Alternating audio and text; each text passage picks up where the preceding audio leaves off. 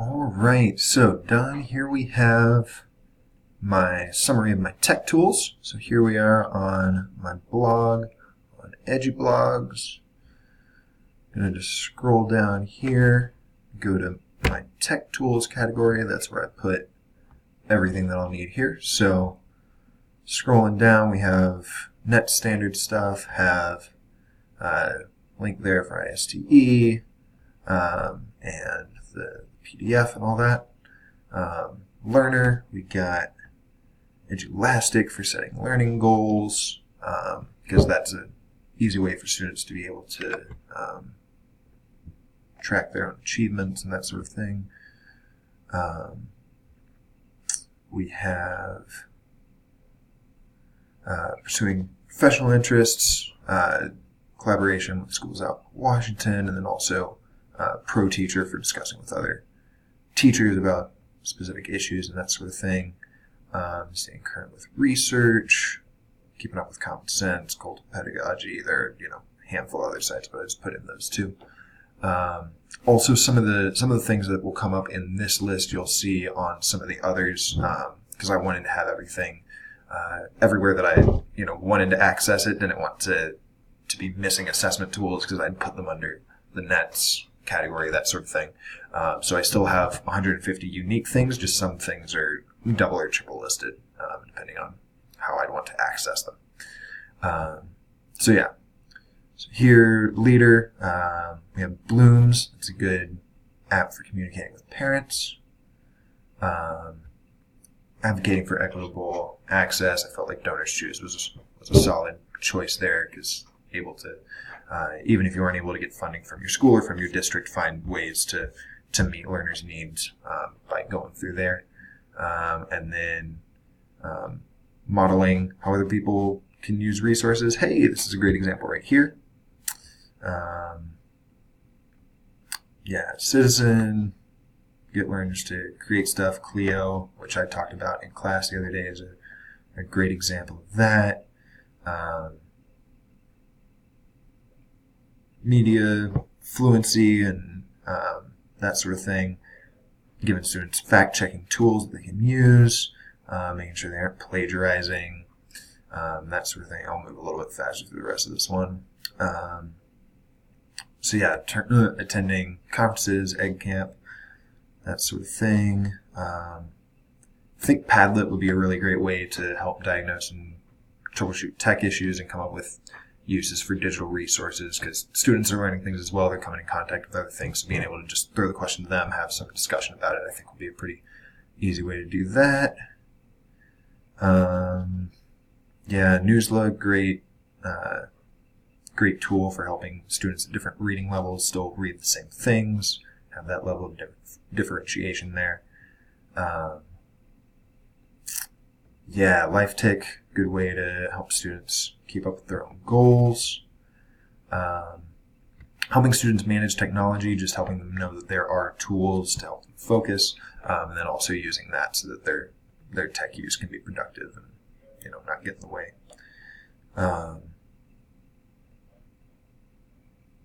So a few other tools there. Moving right along. Virtual and augmented reality tools. Had a handful of things here. Put the hardware related to VR here, so Google Cardboard, Oculus Rift, a couple of tools for creating things, and I just put general here, so like Google Translate is something that depending you could use in pretty much any subject.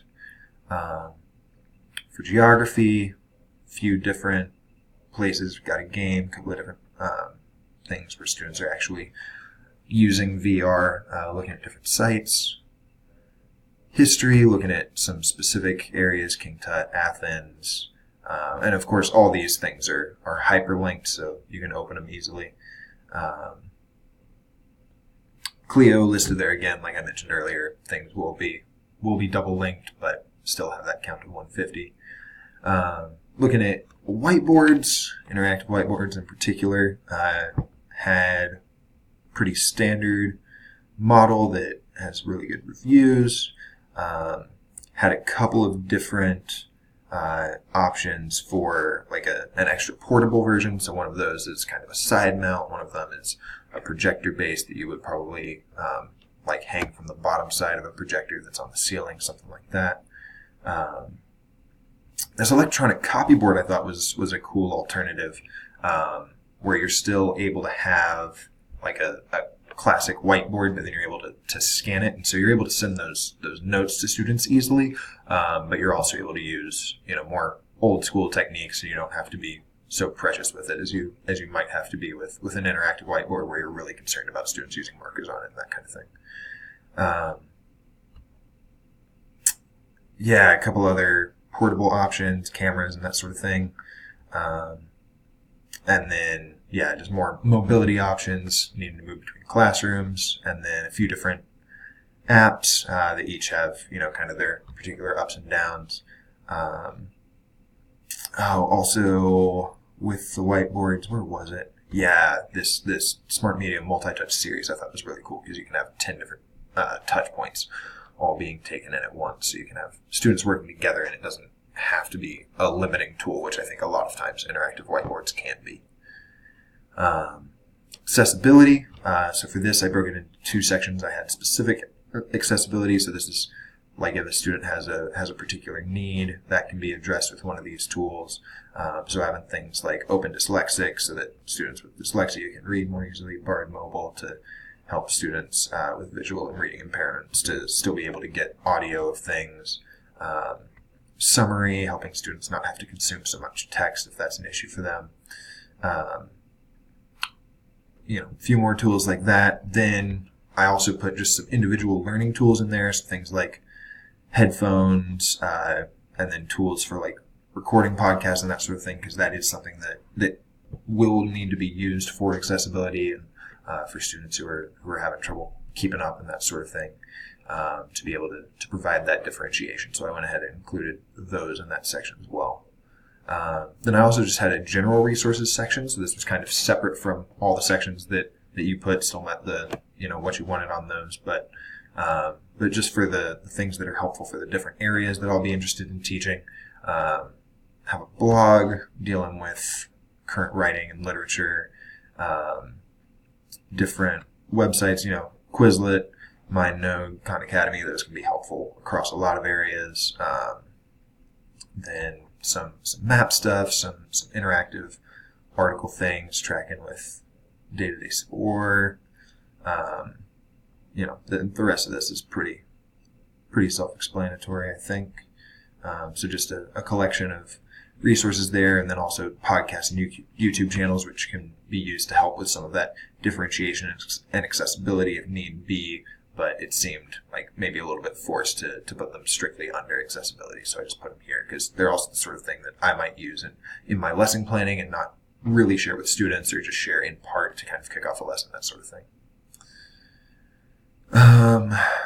Then Google Earth lessons, again, broke these down by the different subject, because I'm someone who will be teaching in a handful of different subjects. For English, have the Aeneid, Grapes of Wrath, Frankenstein. I didn't hyperlink these. I didn't know how effective or useful that would be, because my links are going to be different than yours and that sort of thing. But they're all things that I do have downloaded on my computer.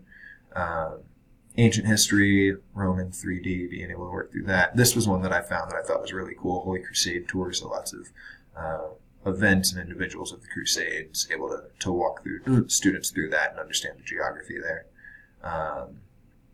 World oil consumption, sugar, the Rumsey historical maps.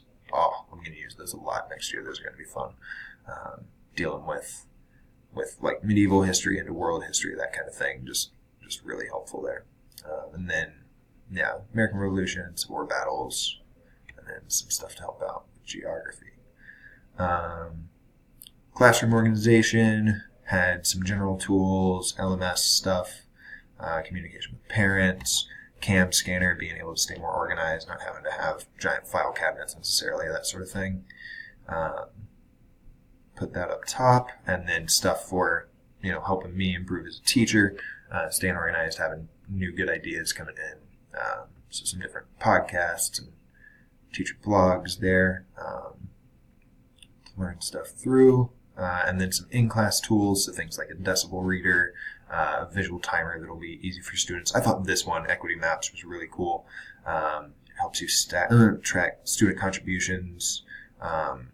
Basically, you press a button whenever you call on a student, and then a timer runs, and so then at the end of class you can look and see, oh, Johnny spoke for 7 minutes out of our 50-minute class today. Maybe I should, share some more time with the other student to make sure they're getting in there. Popsicle sticks, similar thing, just making sure you're calling on all your students, built into an app instead of using, physical popsicle sticks. Hardware, iPad stand, Apple Pencil, document camera, presentation clicker. That's one that I think is, probably the cheapest thing that'll just help you be able to move around the class easier, and kind of similar with wireless mouse and Bluetooth keyboard. I know I'll be teaching in a pretty conservative school pedagogically, so I don't know how much I'll be allowed to play with some of those different things, but stuff like this I should definitely be able to get away with. And then, for the class, things that aren't really just for you, the classroom set of clickers, Chromebook, laptop cart, that kind of thing. And then here we are. I think this is the last one we got here.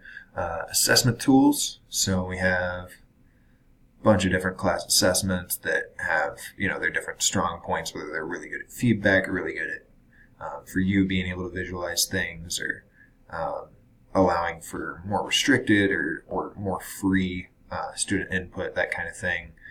And then a couple of games that can be used in review, helping the students, doing some formative assessment there, kind of informal. And then, some student self-assessment things where they're able to grade others' assignments and help in that way, which, at the high school level they should be able to do with some maturity. But, got to be careful with that. Also allowing students to do more reviewing of their writing, and that way they're able to come into more ownership of their writing. So I made a couple of examples of that. So I'm comparing two assessments. I used a Padlet here. So as you can see, this is very open-ended. What's your name? What is your quest? What is your favorite color? How confident do you feel in your answers? And would you say you prefer open-ended or structured assessments? And so here is really easy to, throw in some photos, put in just a square of the color red or something like that, instead of having to write out the thing. You could answer, the questions all in the wrong order. So it's very unstructured, allows for a lot of creativity on the student's part. But that also means that trying to get like an easy grasp of all of your student input at once is going to be really difficult, because you're having to look at each student individually. Whereas if you were to use something like Google Forms, things are very straightforward. Students have a very specific things they have to do. They don't have a lot of options. And that way is going to be a lot easier for the teacher to kind of see everything at a glance, and be able to have that feedback from student answers, even though you end up limiting students a little bit. So depending on what you're doing, if you want more creativity, you definitely use something more like Padlet. But if you're really focused on just being able to have quick turnaround, have a quick grasp of where students are at, something like Google Forms might be a little bit more what you're looking to use there. So that is all I've got for that. So thank you for a semester and for being patient and all that stuff. I appreciate it. Hope you have a nice summer.